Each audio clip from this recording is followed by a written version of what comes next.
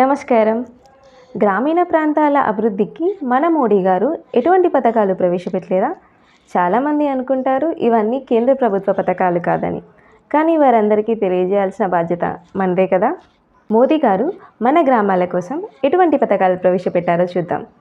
ఉచిత రేషన్ బియ్యం, వ్యక్తిగత టాయిలెట్స్, వీధి దీపాలు, గ్రామాల్లో సీసీ రోడ్లు, చెత్త సేకరణ, గ్రామీణ ఉపాధి హామీ, నర్సరీలో చెట్ల పెంపకం, రైతు వేదిక, శ్మశాన వాటిక, డంపింగ్ యార్డ్, కరోనా వ్యాక్సిన్, బాలింతలకు పౌష్టికాహారం, ఉజ్వల గ్యాస్ యోజన, ఆయుష్మాన్ భారత్, కిసాన్ సమ్మాన్ యోజన, ఈ శ్రమ కార్డ్, జన్ధన్ ఖాతాలు, అటల్ బీమా యోజన, రైతులకు ఎరువులపై సబ్సిడీ, పిల్లల కోసం సుకన్య సమృద్ధి యోజన, నూతన గ్రామ పంచాయతీలకు బిల్డింగులు, గ్రామీణ సడక్ యోజన, ముద్రా లోన్ పథకాలు, అంతేకాక ఇంటింటికి నీరు, ఇంకా మరెన్నో ఇటువంటి అద్భుతమైన పథకాలను మన గ్రామాలకు ఇచ్చారు.